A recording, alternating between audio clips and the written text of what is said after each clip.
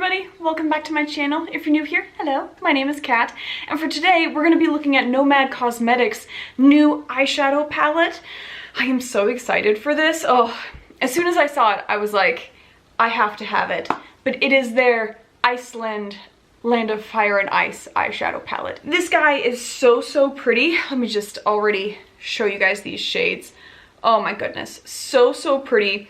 All of the blues and then like these red orangish tones in the middle, pop of purple, greens, everything. It's just so pretty. Oh my gosh. NOMAD Cosmetics has been coming out with, I would say probably for like at least the last 6 months or so, palettes from all different countries and cities and regions. I have 2 other palettes from them, you know, just so I can show you guys real quick essentially what they're going for as far as the aesthetic. So I have the Toscana palette as well, which is a really nice neutral palette. And so if you are looking for neutrals, the Toscana one is probably your gal. But then I also have the Berlin Underground because of course I have to have a German palette. I can't not have that one.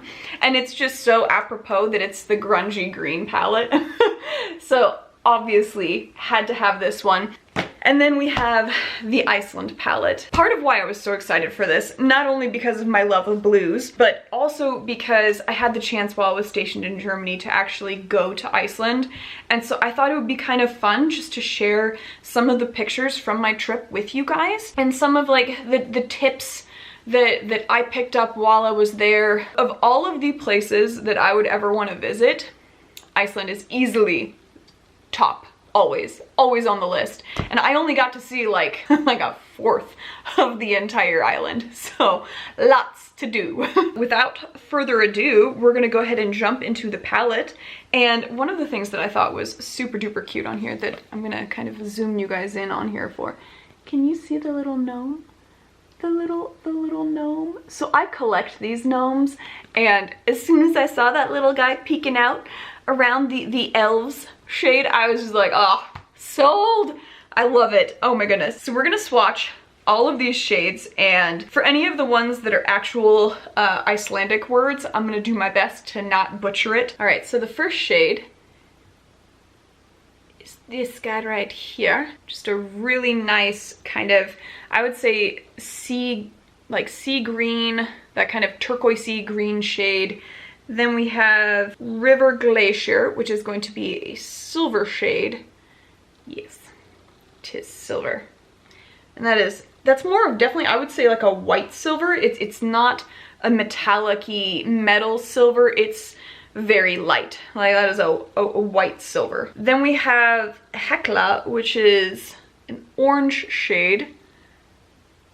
And that is very nice, just a solid orange on there. And then we have Odin, which is going to be kind of more of a greenish gray shade, but also very nice. And these are all texture-wise super duper soft. They feel very nice. Then we have Alpheim, which is going to be a metallic lilac-y purple. Definitely a lighter lilac, I would say. It's got a little bit of some pink shimmer in there, but a very pale kind of purple, so super pretty. Then we have God's Waterfall, which is going to be a metallic-y bluish green. Also very pretty. Then we have the shade Elves, which I have a feeling is probably going to be one of my favorite shades. And there's that guy. It's so the purple shade and the Elves shade, I would say, are a bit more transparent than the God's Waterfall one, which is a bit more opaque. And so I would say that those other 2 metallics would probably work out very well as toppers because they are a little bit more translucent. And then we have Muspelheim, which is going to be a little bit of a deeper red. So I would say this is like a good carrot orange, and then this guy is getting into like a tomato reddish orange. So very pretty. Ooh, okay. A couple of these next shades I am very interested in. And I am planning to do 2 different looks for you guys, so 1 look on each eye so that we can get as much of a bang for our buck as possible with the whole shade, because there are a lot of different shades. So I think that it's very versatile as far as colors go. So next up we have Gallows Lava, which this guy, oh, that is pretty. Oh my goodness. That is definitely, okay, so as I am looking at it, it is an olive green with a little bit of a gunmetal undertone and some gold sparkle in there, but very, very pretty. That is like the perfect grungy green. Then we have this guy, which that's kind of like a mint green, I would say. And again, this guy is more opaque, and then this one is a little bit more translucent again. Then we have two more matte shades. We have Nilfheim, which is a nice navy blue. I'm kind of coming across as a real nice blue on there. A little bit lighter than a navy, but as I'm looking at it, it's close to a navy. And then we have Njord, which is a nice pastel-y blue with a little bit of a gray undertone on it. And then the last three shades, we've got Hell with just one L, so that's fun, which is a very nice brick metallic. And then we have Dark Castles, which is going to be the nice black shade in there to smoke it all out. And then we have Valkyries, which is this guy. And that ooh. Is this a duochrome or a multi? That's a duo multichrome. So you can see a little bit of the purple as I turn my arm, but when I look at it, purple is literally all I see. But then as I shift my arm over, you can see the greenish tint. And there's also some blue in there because as I look at it in the palette, it's just blue, but then some green, some purple shift on there. So that's a very nice, looks like a multichrome, guys. I'm just saying.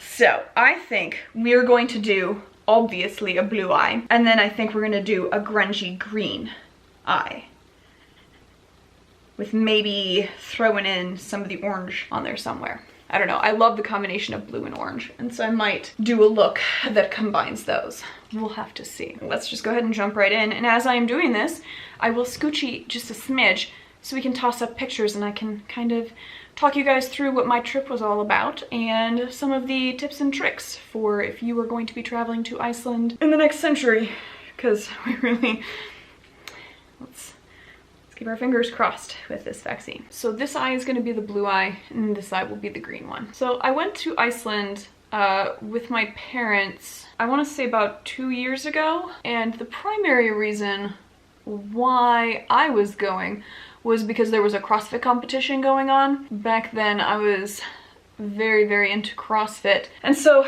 it was their first year of having the Reykjavik championships. And so Reykjavik is the capital of Iceland, and my parents came out to join me, not because they have any interest in CrossFit, but because they had always wanted to go to Iceland as well. And so they thought they would join me. And so we essentially were there for about 5 days. And so we rented a vehicle, which was a very good idea because it gave us a lot of freedom to just kind of go around and do stuff. They do have a lot of paid tours there, but for a lot of the things on the island, you don't necessarily need to have a paid tour. You can just kind of drive there yourself. And they did have automatic vehicles because I am a pleb, and so I don't know how to drive stick shift. I know, what kind of human being am I even? And so we had gotten a 4-wheel drive vehicle because the roads are very, very rough out there. They essentially have one highway that runs the entire circumference of the island. It's just Highway 1. And so you can pretty much reach the majority of places if you just drive on that highway. But it is very slow going because the road is extremely rough. The fastest that you can go, I believe, was 90 kilometers an hour,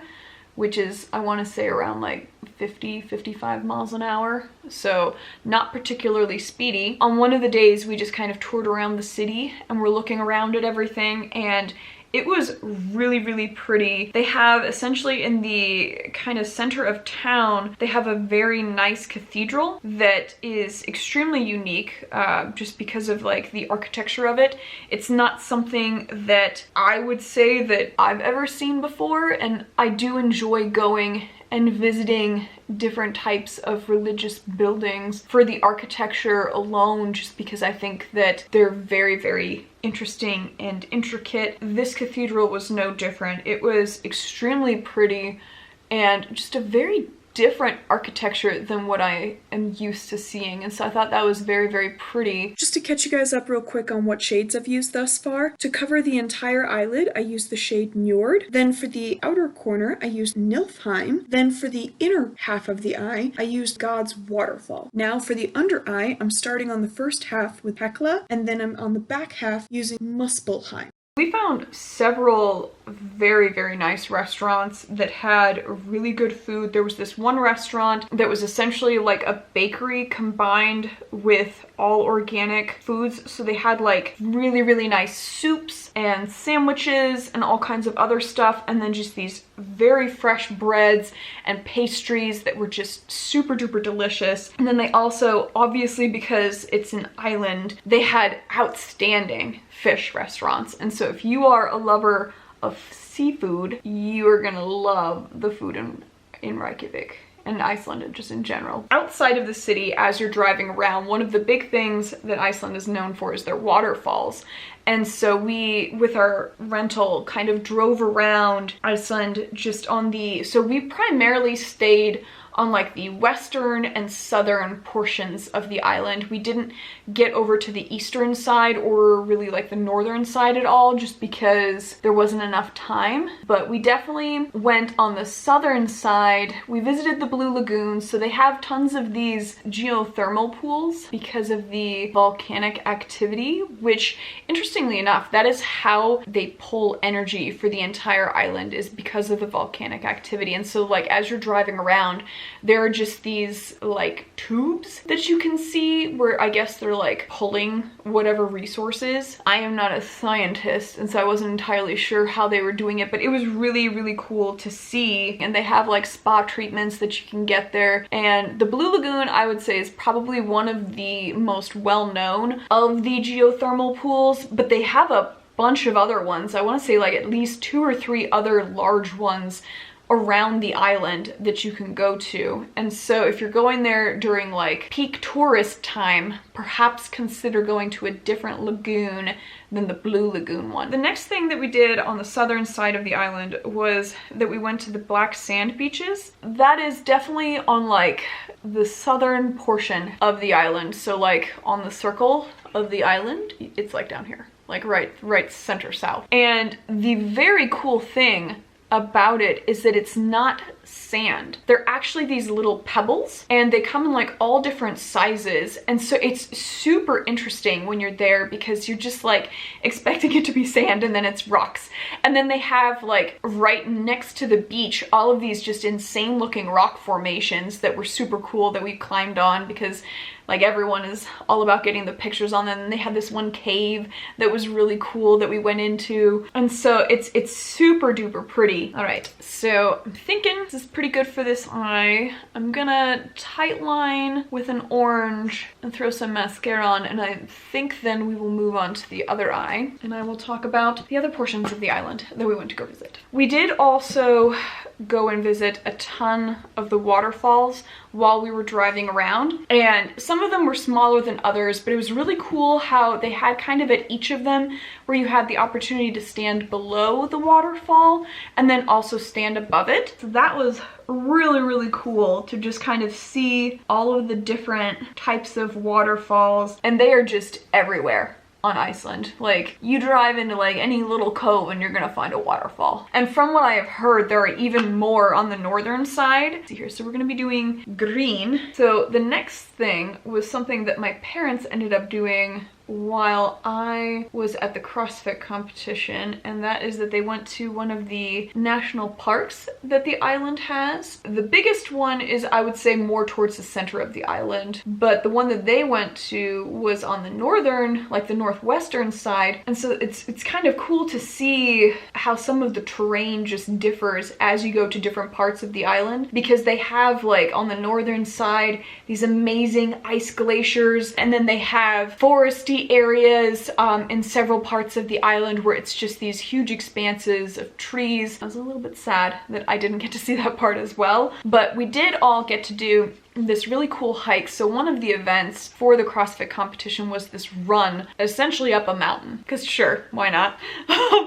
And so what we ended up doing was we knew roughly where the start and finish were. The in-between of getting up the mountain, we were not 100% certain on. So my dad and I ended up hiking to the top. We definitely did not go the correct route up, but it was really cool to just have us like pre-hike where they were going to be running. So we had some really nifty pictures where we were able to get like a whole view of not just looking down off of the mountain down to where the start was, but like you could literally see across the water to where Reykjavik was at. And it was just amazing how like the temperature changed as you were hiking to the top of the mountain, because it started off as this like fairly mild kind of temperature for the day, but we went there like, I want to say, what was it, May? And so the weather was fairly nice aside from it just being a little bit rainy. So to go from like fairly mild to when we get to the top of the mountain just being freezing, that was a fun thing. The majority of the hikes that I've done in the past are like in the woods. So you're not really getting like huge elevation changes. It's like these little hills, you know, amongst the trees. But this was like legitimate, like steep elevation changes. So that was a fun thing to experience. Just a quick update on the shades I'm using. For the inner half of my lid, I used the metallic Northern Lights, and then I'm currently using Dark Castles to kind of smoke out the back corner before I will apply Gallows Lava on top of it to deepen the metallic shade.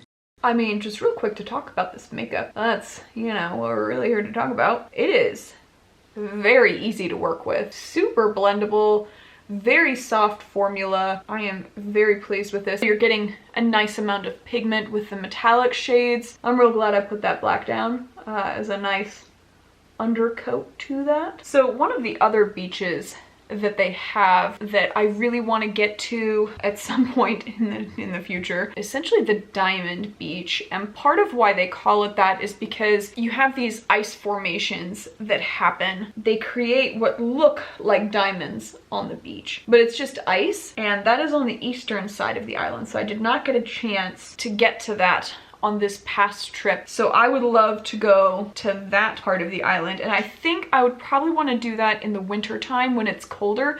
So because we were there in like late spring, there were quite a few things that we weren't able to do because they were weather dependent. The Diamond Beach would be one of those weather dependent things where it needs to be cold, obviously, to get those ice formations.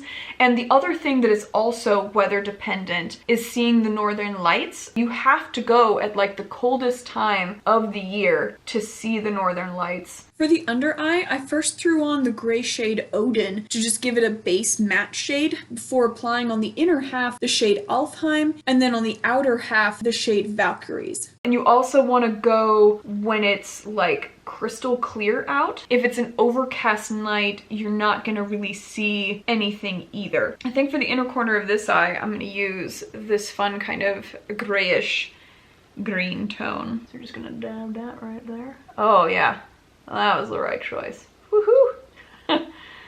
Oh man, got like a little bit of a goldish lime green tint to it. And I am loving, I mean, you talk about color and fun. This palette is color and fun. Oh man. As I am tightlining and throwing mascara on, I just wanted to tell you guys about one more thing that I was able to visit while in Reykjavik, and that is Thor's power gym. So Hafthor Bjornsson, a lot of people know him from the strongman world, and then also I think at this point more people know him as the Mountain in Game of Thrones, and he has his own gym in Reykjavik, and I got to go there, which was just absolutely awesome. He was not there obviously, but I did get to go inside and take a look at all the equipment, and I did touch one of the Atlas stones because I thought it was just super duper cool. And so I thought just being able to go there and be around that type of strongman equipment, I thought was just like one of the coolest things ever. Overall, that trip was absolutely one of my favorite ones, and I think that this palette, to get back to the makeup, these colors to me are so appropriate for what I think of with Iceland, because each of these shades, like I can think of things in Iceland that would be relevant for those shades. And the fact that it's such a bright, colorful palette is so true, because Iceland is not just an island of ice. It is so beautiful year-round. This was so fun for me to use this palette and just kind of think back on that trip and how amazing it was. And I hope you guys liked me reminiscing, that it wasn't like, I don't want to come across like I was like smooshing my trip in anyone's face. Like I was so excited about this palette because of it being about Iceland, and I just thought it would be really cool to kind of share with you guys my trip that I did with my parents and how awesome it was, and hopefully you guys will get a chance to go at some point. This palette, if anything, is just a little treat to kind of enjoy leading up to that, and so I cannot recommend it enough. It was super reasonably priced. I'll toss up how much it was over there because I can't remember off the top of my head. These shades are so pretty, all of the different shifts that they have on there. It's such a good balance of matte to metallic shades, and so I think it is lovely. I would also recommend either of these guys. If you are a neutral lover, this one definitely is a really good one. If you like your grungy greens and browns, this is a great one. I'm super excited to see what they come up with next. This was just showing you guys everything that I can about Iceland and the awesome palette that is the Land of Fire and Ice palette. So give me a thumbs up if you guys like this video, and let me know in the comments down below if you guys would be interested in me showing you guys any looks with the Berlin Underground or the Toscana palette, either or if you guys just want to have me play around with this one more, which I would totes be okay with. But let me know in the comments what you guys thought. If you were able to get the palette yourself and test it out, or if you're wanting to, let me know. I just love talking with you guys, and if you made it to the end of the video and you have not yet subscribed, I would love it if you would join my family here on YouTube. I love talking with you guys just about makeup and all kinds of other things, so kick a subscribe my way if you want to. And if you already have, I love your face. I appreciate you guys so much, and you guys just have a good one.